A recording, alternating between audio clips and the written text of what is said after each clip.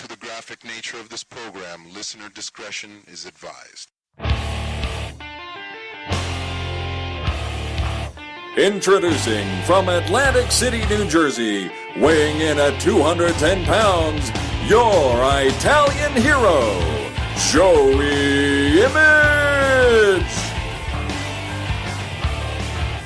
Hey everybody, how you doing? Welcome to episode 26 of the podcast. This is your boy, your Italian hero, your favorite independent wrestler, that Image guy. I am Joey Image, and I hope everyone is doing well. I hope you've all had a great New Year's. I appreciate all the great feedback I got about my last episode, number 25. I got pretty emotional. I know I said in the description it was unedited, but I did tear up a little bit talking about my girlfriend's mom who passed away, so I cut out a little bit of, teary-eyed stuff. But for the most part, it was 99.9% unedited, which I hate to do, because I do consciously realize that I say a lot, and it drives me nuts. But I just wasn't in the mood that day, especially after talking about the stuff I talked about and how kind of sensitive of a topic it is. And it was around the holidays. I just kind of wanted to get it done and get it out. And on this here interwebs, I just didn't have a lot of time to do all the editing, so I left it as is. A lot of people said it was good.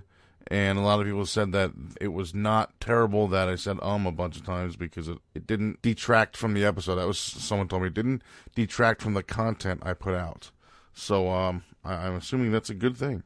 And I do appreciate it. So again, welcome to episode 26. When I first started doing this show, I didn't think it was going to last as long as it already has. And again, I know 26 isn't all that much. I mean, there's guys that have 4,326,892,048.5 episodes, and I've only gotten 25 under my belt.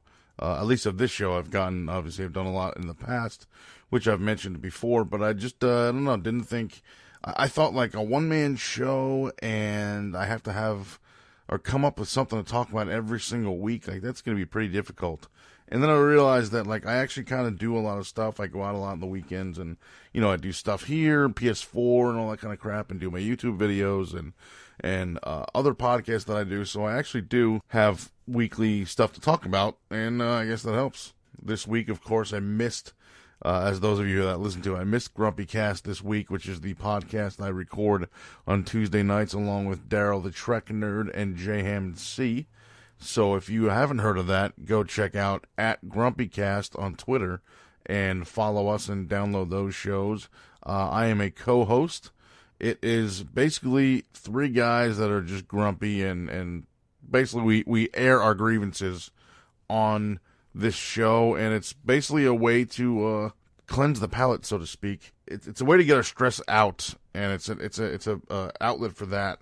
So if you're having a shitty day or a bad week or crappy month or an awful 2015, we could, you can go on that show and we can get it out. And that's what we do. And we take voicemails, and we take emails from people. So if you haven't checked it out, again, please check that out. It's not my show. It was originally just Daryl and Hammond, not Daryl Hammond, by the way, but Daryl and Hammond. And then they asked me a few months ago if I would join the crew.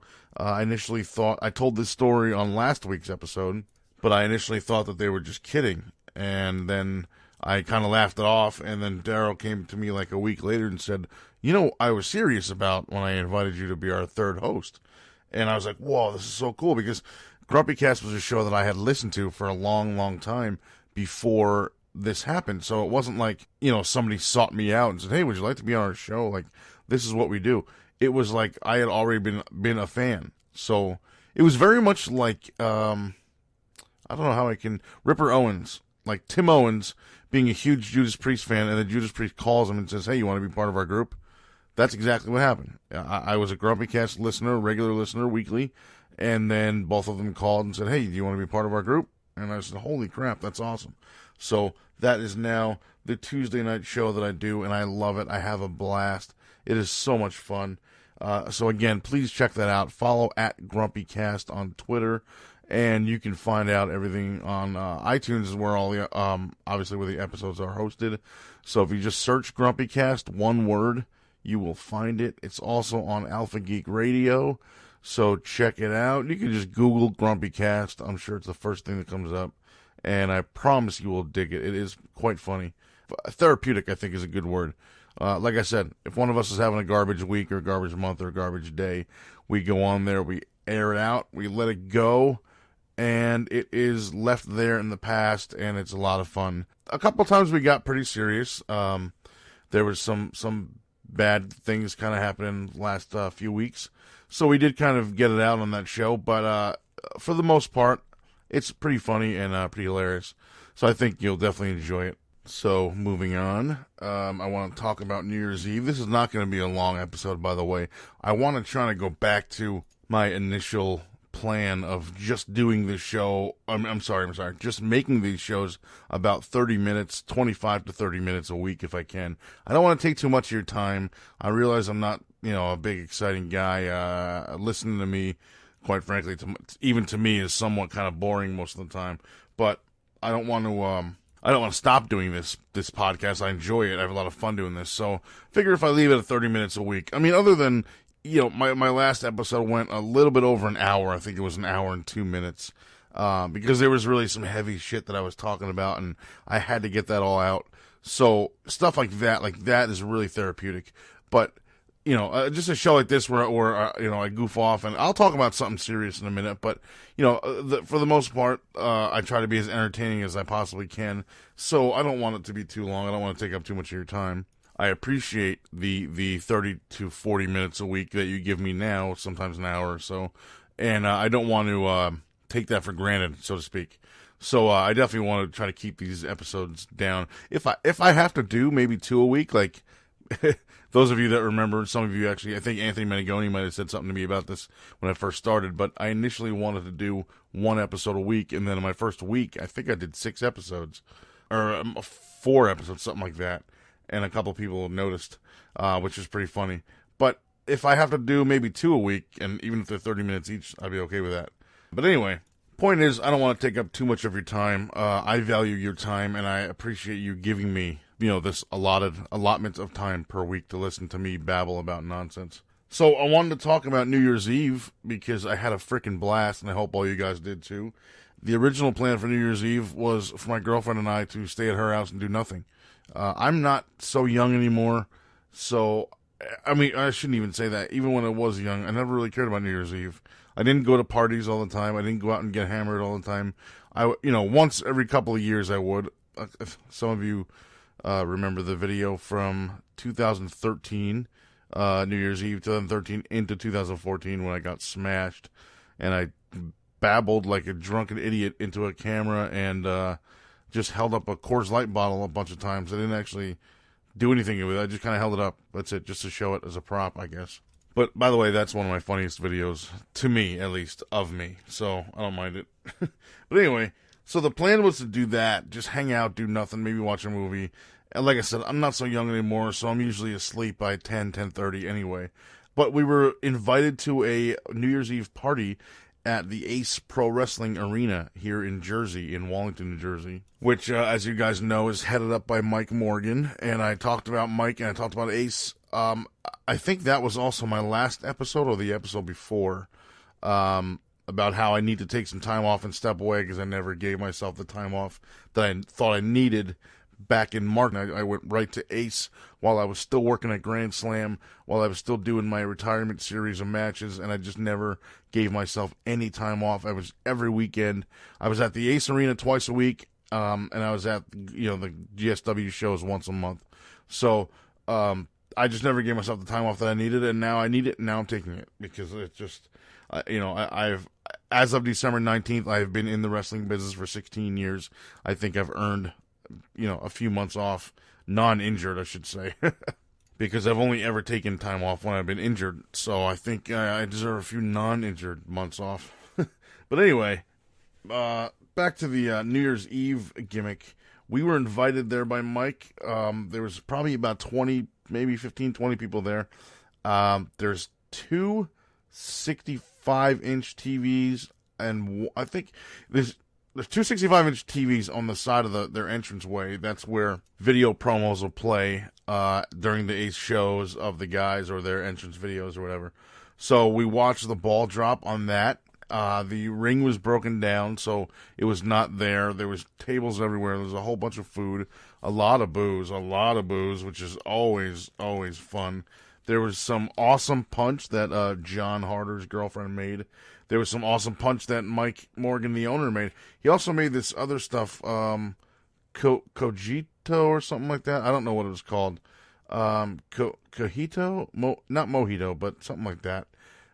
It was basically what he said it was. It was a Puerto Rican cream punch kind of thing. Not punch like fruit punch, but like cream drink thing. I don't know what the fuck it was. It was just good.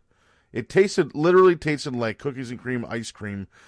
It's like, say you have cookies and cream ice cream and you put like that Hershey chocolate syrup on it, and then you let it melt a little bit. So you take like the little melty part, especially when you're done, and like the melt stuff.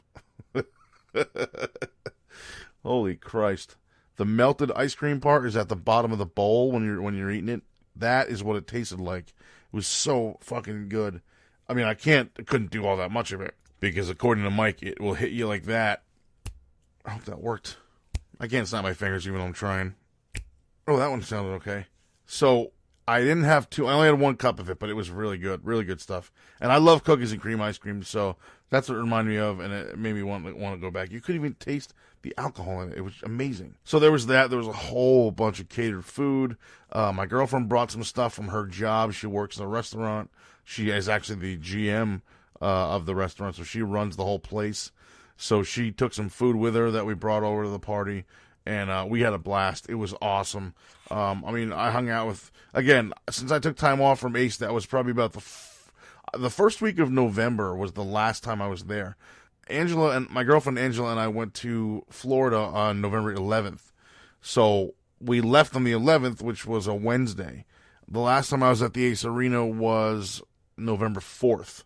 So that was also a Wednesday, obviously, the Wednesday before we left. And then while we were on vacation, I kind of started thinking about the time off thing. And I believe I actually spoke to Mike while we were still there. So I haven't been back there since November 4th. And again, that's after being there 1 to 2 times every single week, beginning the first week of March. So that was 9 months straight of being there at least once or twice a week. And, not being there then from November 4th on, almost 2 months. It was kind of surreal being there. I almost felt like I didn't belong when we first got there. Like wow, this is like a weird place. I mean, it was at the point where I didn't even remember how to get there, and it had only been 2 months. I mean, I don't remember things in 5 minutes, but it was just kind of odd that I was in the parking lot and I got out of the car and I kind of just had this feeling like, wow, like this is kind of like maybe not a big deal to other people, but to me, this seems like kind of a big deal that I'm back here. And as soon as I walked in, everyone stood up on their feet and like put their hands in the air, clapped, gave me an ovation, and everyone was like, "Hey!" It was awesome. It was just really cool to be there and be back and be accepted. And I was called family so many times that night, and I really do feel like part of the Ace family, and I really love everyone there. One of the best wrestling promotions you will ever come across, bar none. Especially in New Jersey, one of the top, I would say easily one of the top 5 companies in Jersey. So if you ever get a chance to check out an Ace show, absolutely do it. Come check it out. Give them a hit on their website, aceprowrestling.com, and come down and enjoy a show, man. Can't go wrong with Ace. One of the best promotion in Jersey, along with their sister promotion, Ice. So check them out as well. There's some up and coming guys there. Some students that are in training right now on those Ice shows, and those are as well not to be missed. Really good stuff. So overall, very, very successful New Year's Eve. Awesome time at the Ace Arena as always. Wish everybody that wanted to come could have come. There were some guys that weren't there that I really would have liked to have seen, but it's okay. I will see them down the road, and we all had a blast. It was a great time. I got a little bit silly. I had a bunch of beers, and I had previously mentioned alcohol, and I had gummy bears that were soaked in, I don't even remember, rum and brandy and something else. I think it was 3 different things and vodka, so 4 different things, I guess. And they had been soaking for hours. So I ate a couple of those, and all you needed was 3 or 4 to get you pretty looped up, and it was a fun time. And I did not drive. As soon as I felt that the alcohol was starting to affect me, I gave my keys to my girlfriend immediately, and I was like, "Hey, can you drive home later?" And she's like, "Of course. Drink what you want. It's okay." So that's what I did. I drank what I wanted, and it was awesome, and we had a great time. And I want to, of course, extend my thank yous to Mike and Ace, the entire Ace family, for letting me come down and hang out. It was really cool to be back there. Again, I am still in my quote-unquote time off phase, so I probably won't be back there for a long time, but it was very, very good to get down there and hang out and, see people again. So, on with the program. Let's talk about concussions. A lot of you saw on Twitter and my Facebook page, and a lot of you engaged me in conversation about it, but a lot of you have noticed that I watched the movie Concussion Monday night. I saw it with my girlfriend, and we actually saw the preview for this a while ago. I don't remember what we went to see. We went to see something in a movie theater, and this was the preview. For the life of me, I can't remember what the hell it was that we saw, but this was the first preview. It might have been the Steve Jobs movie, actually. The newer one with Michael Fassbender. So we went and saw that. I think that might have been it, and that had the preview for Concussion. And I said, "Holy shit! I really need to see that." As a dare I say athlete, which I know a lot of people like to claim that wrestling is not a sport, although it is as athletic as any sport could possibly be. Even if you think athlete is a silly name for a pro wrestler. I also played baseball when I was a kid, so for high school or whatever. So I sort of came up as an athlete. My father was a giant baseball guy and a big football guy, so he wanted me to play at least one of them in school. And I was never a big football fan, so I played baseball.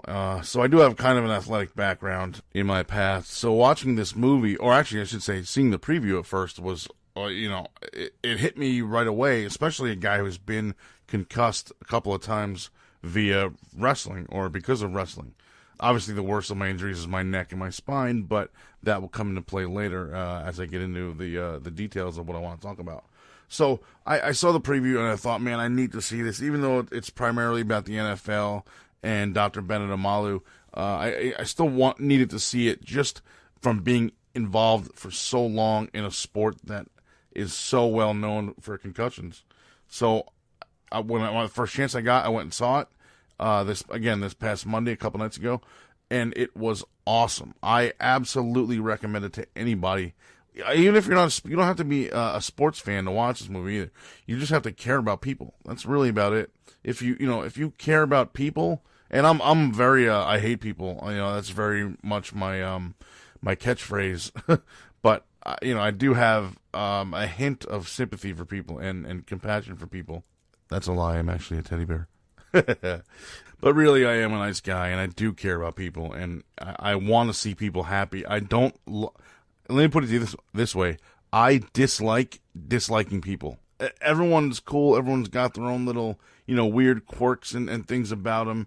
But if you can just accept that and accept people for who they are, then nobody should ever fight or argue. Man, we should all just get along. That's all that matters. That people are happy and the world is a good place. That's what matters. So this movie hit me hard. It touched me a lot because I care about people, man. Like I said, you don't have to be a sports fan. You don't have to be a football fan. If you are a sports fan, it doesn't necessarily need to be a fan of the NFL. I'm not a football fan at all. I don't care about football, but I still loved this movie, and I knew about the story beforehand because just being involved in wrestling, I had heard about this stuff over the years, and it was just like something I had heard about, third hand or fourth hand, whatever. It was never like something that I had considered, myself an expert on or anything like that. I mean, like I said, I have been concussed a couple times in wrestling matches or whatever, but this is not something at all that I was an expert in. I'm still not an expert just because I've seen this movie, but I'm certainly much, much more aware now. To the point that I think people aren't going to like me saying this, but I'm not going to say that Chris Benoit was innocent. I mean, he did in my opinion, he did what people say he did. He did that double murder suicide. But I definitely think that when his brain was autopsied and studied, and his father gave permission for that to happen, the doctors that studied it came back and said, this man has the brain of an 87-year-old man with dementia. So, I mean, yes, he, again, in my opinion only, he killed his wife, and he killed his 9-year-old son, and he killed himself. He killed 3 people that weekend. And I'm assuming those are the first 3 people he had ever killed in his life. I don't know. I don't know the guy. But that's just not. And from people that I have seen talk about him, and friends of his that I've seen talk about him, that just didn't seem like him. It didn't seem like that he was that kind of person. When you see this movie Concussion, and really, again, I urge everyone to go see it. I mean, Jesus Christ, I believe in the movie that much. If you can't afford it, call me. I'll send you $15 to go to the movies and watch it, okay? It's really that worth it. But I just feel like if this was something that, you can't really study someone's brain until they're passed away and the brain is donated. But if there was some way that they could have studied Benoit's brain years before this happened, or that happened, I should say, years before that tragedy happened, I don't think that would have happened. And again, some people may not like me saying that. I know there's people that don't believe the theory that this was caused by brain damage or caused by a massive amount of concussions and bruises on the brain and damaged brain tissue and stuff like that, and damaged cranial tissue or whatever. But if you watch this movie and just kind of see what happens to these football players, I mean, there's no denying the fact that could have had something to do with the Benoit situation. Again, I'm not giving the guy a free pass. I know what he did, and if it was my family, I would be just as mortified over it as the rest of his surviving family is. But I guess the easiest way to put this is this movie and the studies that happened in this movie, which, again, this is a true story. This is not, it was a scripted movie, but, the plot and all that stuff was not scripted. This actually happened. So all the stuff that happened in this movie could have been, or I should say, could give us some more info as to maybe what may have happened or what may have been going on in Chris Benoit's brain on that last weekend of his life, that last weekend of his life, his wife's life, and his son's life. One of his sons. I don't know. It's a really, really touchy subject to talk about. And again, I have zero inside knowledge of it, anything like that. I'm strictly an innocent bystander, just watching. I heard about it, when it was reported, and I don't know anything other than what's already been publicized the last 15 years, whatever. It's been 18 years, whatever. Or 18 years, 8 years, I was trying to say. So I don't know anything, but this is just what I kind of feel after seeing the movie. And those of you that are not familiar with it, I don't want to give it away or anything like that. I don't want to spoil anything. But I don't really, well, I guess you can't really spoil a movie that's a true story because it's already happened. Basically, this Dr. Bennett Omalu from Nigeria came here. He's got 4 million degrees. He's a super genius doctor. And he just basically started studying concussions. And after he was given a body to autopsy of Mike Webster, an famous NFL linebacker, I believe, and he autopsied him and said, well, what's going on here? Why did this happen and how did this happen? And he got the history on the guy, and then he said, well, I want to study other deceased football players and see if I can figure out what's going on here, and that's what he did.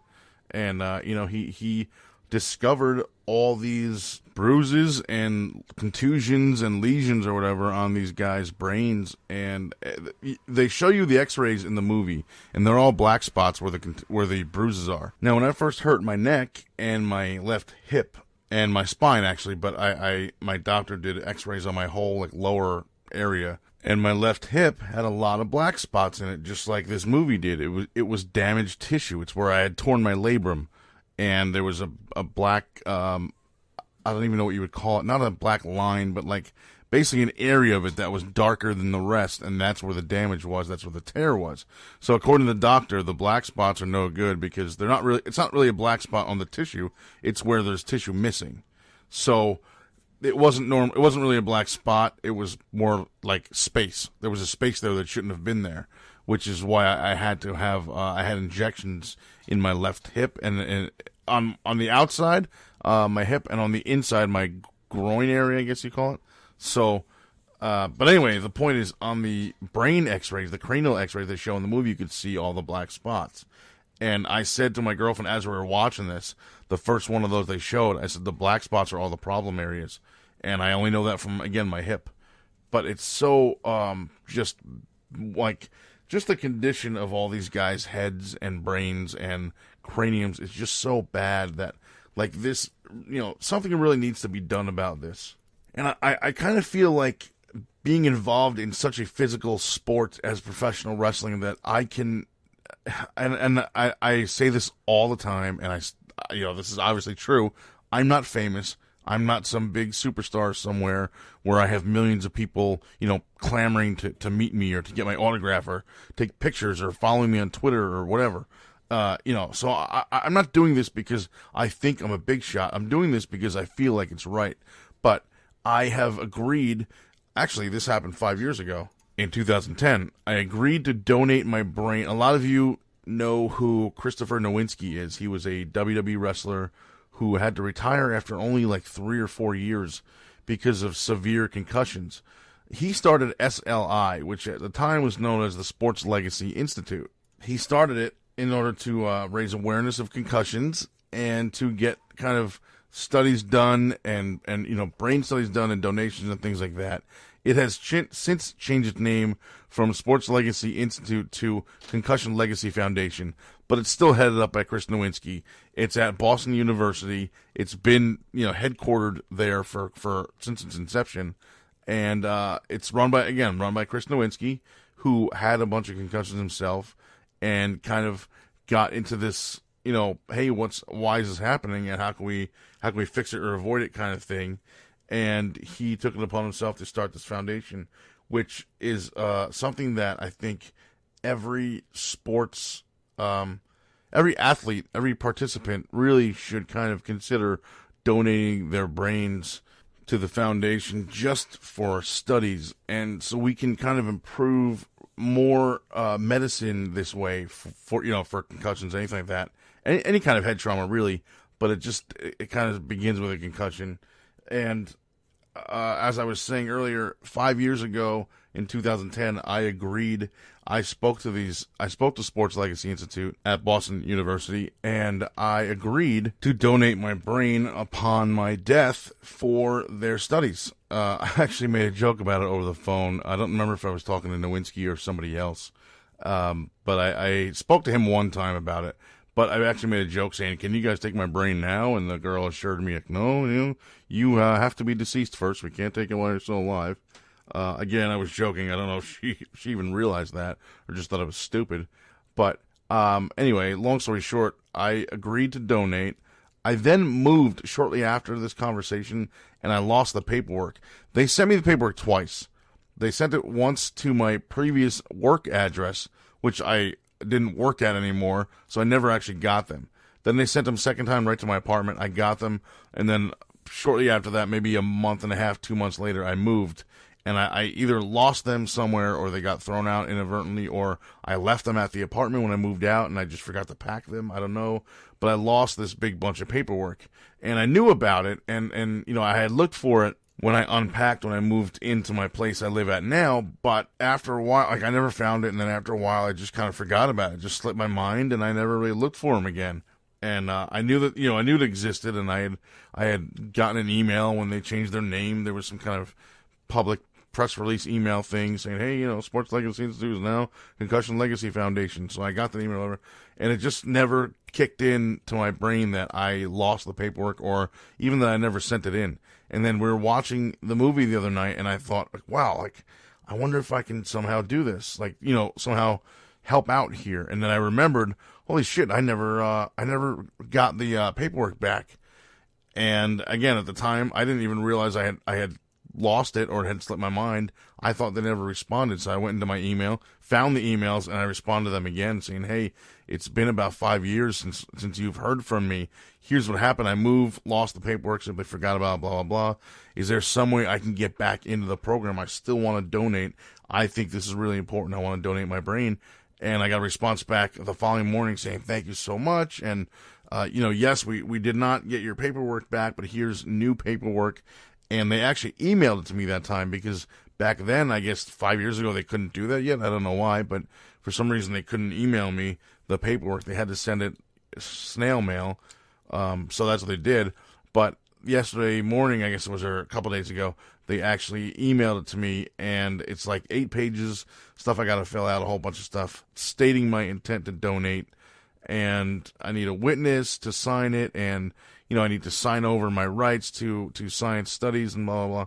It's very self-explanatory, but what it boils down to is it's brain and spinal cord. So they take your whole brain and your spinal column, they study whatever they got to study, and the results are whatever the results are. But I just feel in my heart that it's so important for people to do this because, again, I'm in pro wrestling, and I know that there are an unlimited amount of concussions that are going to come out of this sport. There's been 1 million already. There's probably another 65 million to go in the next 30 years. I don't know, 5,000 years. I don't know. But wrestling is going to be around forever, I think, and there's going to be a lot. With a sport that is going to be around forever, in my eyes, that leaves a lot of time for a lot more concussions. So I just kind of really think that anyone that can do this should. If you don't want to donate your brain, that's that's okay. I mean, I look at it like this: when they take my brain, I'm probably not going to be alive to really care or to even remember or notice. So it won't bother me. So it's okay if they take it. They can take whatever they want from me. I mean, it's really not that big of a deal. I'm not going to care all that much. So it's all right. Do what you got to do.